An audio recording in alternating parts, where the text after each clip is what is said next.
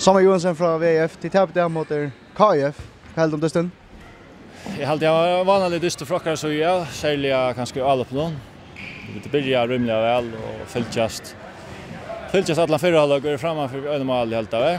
Men sälja början så den halvår var katastrofalt ju allt. Vi alla på. Så härifrån och resten av dysten är det romarna så är det så ju. Du nämner början av sättna halvår. Till missa några bollar och spel blev kanske sådär klossot. Blev men för okonstruerad. Ja, jag vet inte att det är nerver eller vad det är, men göra följder som man inte kör, göra ära tojer så jag vet inte. Kanske nerver, kanske koncentrera, jag vet inte. Kunde näka just annorlunda till det stunden? Ja, så ändå vi kunde allt spela, vi kunde då spela bättre än vi gjorde det, så men det var inte, det gick bara inte player så gör Jackson så Jack. Det är faktiskt rätt och tidigare akkurat förstått det till FN-finalerna. Kväll så är kandidater där KF eller ha en fjärs.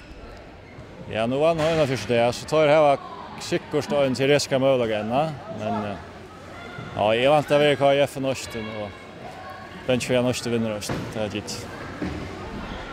Tannaste två discipliner kvart hade ett spela för det. Ja, det är så bronsan vi här vill kappas vi hövingar så det har nog för rätt. Så hon ska vinna så det om finalplats i affären. Ja, det må vi räkna att. Det må vi räkna koncentrera oss om.